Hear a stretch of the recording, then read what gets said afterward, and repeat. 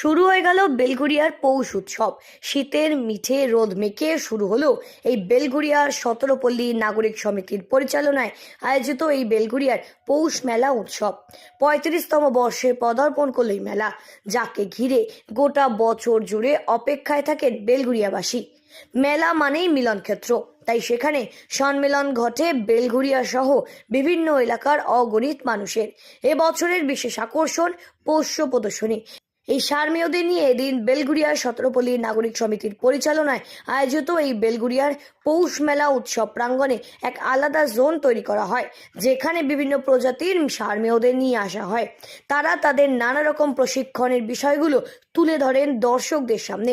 বেশ ভিড় জমে এদিন মেলা প্রাঙ্গণেও। বিধায়ক মদন মিত্র বিশেষ অতিথি হিসেবে উপস্থিত ছিলেন এই দিনের এই অনুষ্ঠানে। তিনি নিজের হাতে যোগদানকারী সকল পোষ্যদের পরিবারের লোকেদের হাতে পুরস্কার তুলে দেন। বেশ খুশি এবং খোশ মেজাজে ঘুরে বেড়ান বিভিন্ন প্রজাতির সারমেয়রা। ও যে পার্সিয়ান ক্যাট পেপার, ও এসছে ব্যাঙ্গালোর থেকে। অ্যাকচুয়ালি খুব ভালো, এটা এবার প্রথমবার আমি আসলাম, ভীষণ ভালো লাগলো। প্রথমবারই হচ্ছে, আর খুব ভালো অভিজ্ঞতা, ভালো কিছু করেছে, আয়োজন খুব ভালো, আর কন্ট্রোলও খুব ভালো ওদের। ভালো লাগছে, আমার নিজের পাড়া, নিজের জায়গা, জন্ম এখানে। কুকুর আমাদের এখানে বক্স এর আগেও হয়েছিল, মেলায় হয়নি, এবছর প্রথম মেলায় হলো, সতেরোপল্লী পৌষ মেলায়। খুব ভালো লাগছে, এরকম প্রতি বছর হলে আরো ভালো লাগবে। যাদের পোষ্য আছে তাদের সকলের কাছেই তারা প্রিয় বন্ধুর সমান। কাছের মানুষ অনেক সময় যে আবেগ অনুভূতি বুঝতে পারে না, সেই সমস্ত সূক্ষ্মতম আনন্দ কিংবা বেদনা সব ক্ষেত্রেই বুঝে নেয় এই পোষ্যরা। তাই মন খারাপ থাকলে পোষ্য কুকুর কিংবা বিড়ালকে আদর করলেই মুহূর্তের মধ্যেই যেন দিল খুশ। আর তাই এদিন এই প্রদর্শনীতে বেশ মানুষদের, বাচ্চা থেকে শুরু করে বৃদ্ধ, সকলের উৎসাহ এবং আনন্দ ছিল ব্যাপকভাবে। আর সারমেয়দের সাথে সময় কাটাতেও চান দর্শকরা। খুব ভালো লাগছে, অনেক কুকুর, খুব ভালো লাগছে। 2-4টাকে আদর করেছি, ভেতরে চলে যেতে ইচ্ছা করছে আমার, কিন্তু পারো না।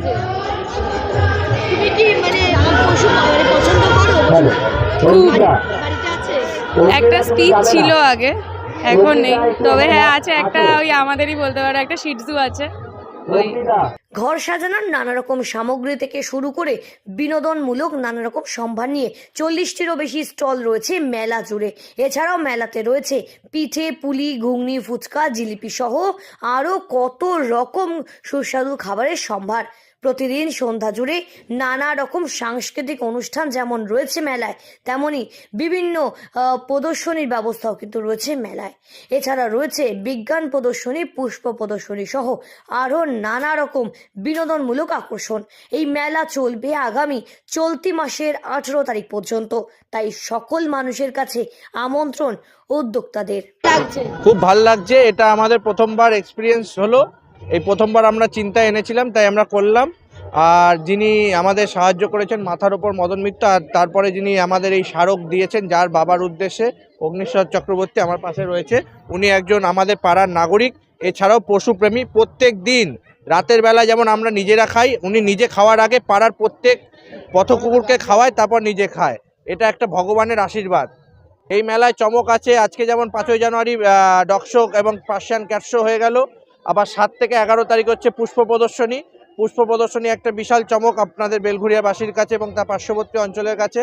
তারপর 12 এবং 13 বিজ্ঞান প্রদর্শনী আছে। বেলঘরিয়ার সবচেয়ে বড় বড় স্কুলগুলো আছে, যেসব সরকারি স্কুল, তার বাচ্চারা এসে এখানে প্রদর্শনী করবে, সায়েন্স এক্সিবিশন। এটা একটা নতুনত্ব। আর আরেকটা বিশাল নতুনত্ব, বিদেশি পাখির প্রদর্শনী।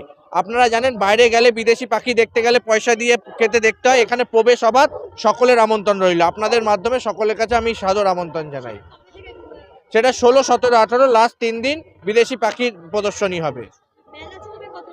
মেলা 18 তারিখ লাস্ট ডে। প্রতিদিন সন্ধ্যায় সাংস্কৃতিক সন্ধ্যা থাকছে। যেমনি নামি দামি শিল্পী থাকছে, তেমনি বেলঘরিয়ার যারা প্রতিভা তাদেরকে আমরা এই বড় জায়গায় স্থান দিই, যাতে তারা ভবিষ্যতে আরও বড় জায়গায় যেতে পারে। সেটা একমাত্র সতেরোপল্লী নাগরিক সমিতি ভাবে এবং বেলঘরিয়া পৌরসভা পুষ্প প্রদর্শনী ভাবে। বেলঘরিয়া থেকে শ্রীঞ্চিনী পোদ্দারের রিপোর্ট, সঠিক বার্তা।